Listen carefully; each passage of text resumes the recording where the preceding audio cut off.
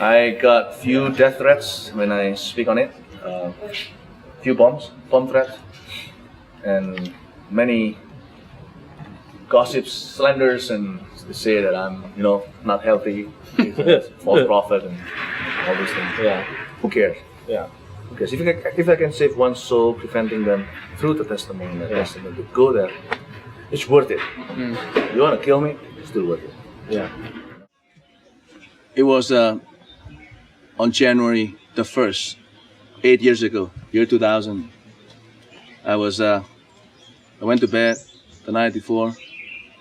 My wife was next to me, and there's one moment when I woke up, and with all consciousness, all my senses intact, my brain, everything, it's just fully conscious.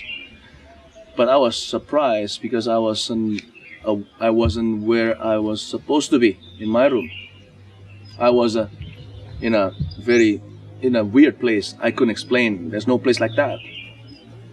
And I was puzzling. Where am I? What's this? I mean, I'm conscious. It's not a dream, not a vision, but it's me. Like physically too, it's me. I just cannot see myself wearing what clothes and so on. It's all the details just lost because of the trauma, because of the shock. And I heard a voice behind me. I couldn't turn my neck, to the right, to the left. Just a voice behind me. And because I fellowship with that voice every day, reading the Bible every day, I know that voice is my master, Jesus Christ, saying to me, "You are here by my will. Go ahead and go forward. Walk on. I'll lead you. I'll show you something to tell other people. And just walk on." And a very long path. Long path, and it's very stuffy, and no air, and no wind blowing, and it's very heavy. I think the stink itself could kill you, literally, in this life. But I know that I was in a good hand, and I walk on. Said, "What is it that you are trying to show me? Get me out of here, Get me out of here." You feel everything, like you feel your skin, you feel everything. And finally I reach a place. He led me to a place. It's a wide gate, and a huge wide gate. It's not like a gate at all, nothing like it. Whatever I say here is just far to be likened to anything that we have seen in this life on earth. And that gate is so wide, and then there's supernatural writings on it. Above it, it's amazing even to be able to read it, because it's so far, it's so wide and tall, and it's a door. And the writing, and God touched my eyes to be able to interpret what it's written. It's something like the valley of death and torture, something like that. And a voice behind me saying, "Open the door." I say, "I'm afraid to even open the door. It's so rusty, it could hurt my hand," because it's not a spiritual experience. It's like almost physical, not almost physical. It's more than physical. I'm not going to touch doors like that. It's going to hurt my hands. But before I touch it, the door opened by itself. And as it opens, it breaks my heart so much. I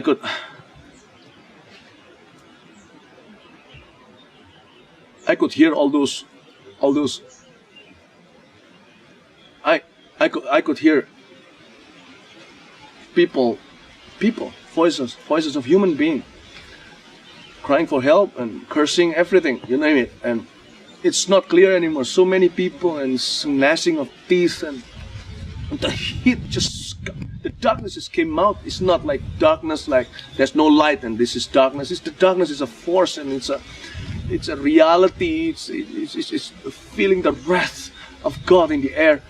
And as I opened the door, and I could see, I was by the gate, and I knew exactly where I was. I was where the dead are kept until the day of the judgment of Jesus Christ, the white throne judgment that is written in the book of Revelation.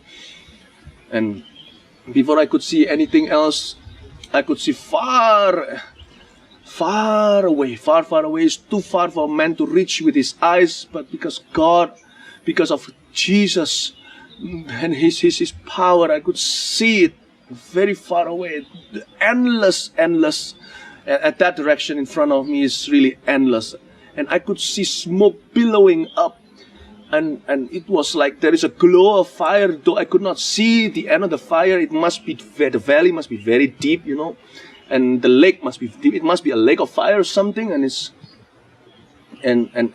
so huge I could only see the smoke billowing up, and I begin to see a lot of tortures happen, and I reminded what is written in the book of Revelation, that no one has been thrown into that lake of fire, not the devil, not human beings who died and perished in his sin, no one until the the white throne judgment of Jesus Christ. So I know where I'm standing at is by the gate of death, where I see so millions, and only God knows the numbers. It's a lot, trust me, a lot more than people who go to church for sure.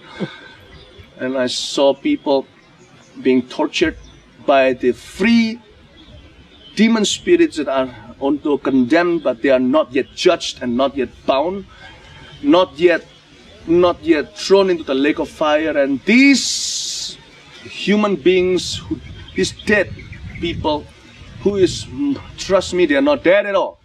They are alive, and more alive than they thought, than we think.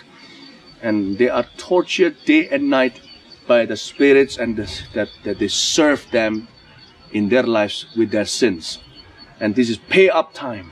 This is not judgment time, this is just pay up time, These spirits own them forever. And these spirits, these devils, demon spirits, and this devil, and all these cursed, dead people who perish in their sins, gonna be thrown to the lake of fire. And I could see all kinds of torture there. People are tortured according to their sins on earth.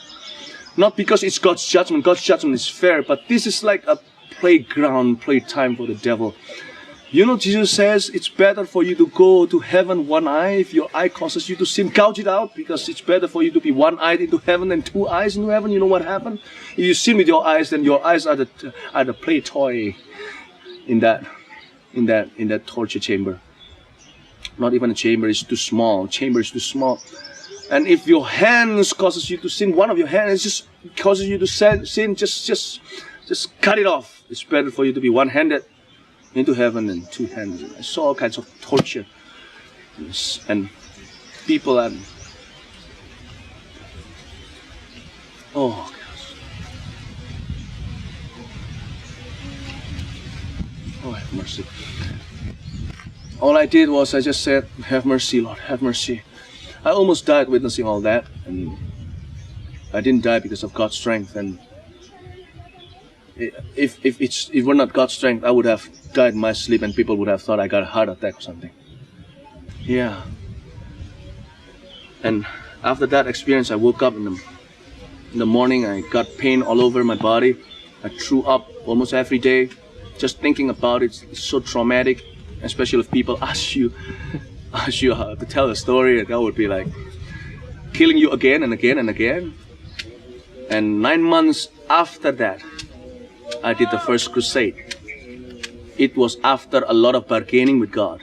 God told me, Holy Spirit urged me to do a crusade and share a testimony. I said, what? I don't want to. I don't think I could, Secondly, I don't want people to think I'm crazy. I've been called false prophet. I've been called theologically unhealthy preacher, whatever. Lord, if you love me, don't tell me to do this. It's bad enough, you bring me there. It's bad enough. Why don't you bring like this guy and that guy? Why don't you bring me? And I obeyed anyway. And in that crusade, I preached very simply, and a lot of people came and ran to the front to receive Jesus. I didn't do that altar call in this way. Who wants to receive Jesus? All eyes closed, all heads bowed. Nothing wrong with that style. I don't do that because of the emergency. You know what? Preaching the gospel is emergency. It's urgency. It's nothing. It's not nothing like it's not a joke. It's not manipulation. It's not a business. Come on. It's not all that. And I don't care anymore. I obey the Lord, even if I have to die. People will kill me because people didn't like me, especially here in Indonesia. If I die, it's a gain. But if I can save one person from going there, not me, but Christ can save through my testimony, through the Word of God, it's all worth it. And people just ran forward and receiving Jesus. And I saw about 7 young men up there on the second floor as they're listening to my sermon. They were joking with each other as I was sharing this. And as I was giving the altar call, people just come forward for just a few seconds. I don't give them much time. And those 7 people just talk with each other, seemingly like mocking what my testimony. I don't take things like that personally, because it's not me they reject. Suddenly I get my first vision in that crusade. I got a vision, these 7 people willingly holding hands together jump into the lake of fire, and that broke my heart apart. Although about some thousands of people came to Christ in that 3 nights of crusades, but still cannot heal my heart. I know that those 7 people have hardened their hearts, and I don't think in any other crusades or in any other witnessing effort by their friends, if they hear something as hard as hell, they cannot change. They will not change at all. And how about the people in the Western world? Hell is a fantasy. Hell is just a word. Go to hell. Do you know what you're talking about? And hell is just a story, you know. It's not real. It's made up. It's up to all of us what to believe. But I always have this belief. I share this, believe it or not, my hands are clean. Whether people believe or not believe is not in my control. As long as my hands, I know I'm clean, my hands are clean from your blood. You make your own choice. I've done my part. Yeah. And I knew that we are not to take sin lightly. We are to be judged according to our deeds. And Jesus Christ died as a horrible death. There must be something horrible in death for all human beings to experience, for such a love to be sent from above to die a horribly and embarrassingly humiliating death like Jesus did on the cross. We must not take things easily, take sin easily. And yeah,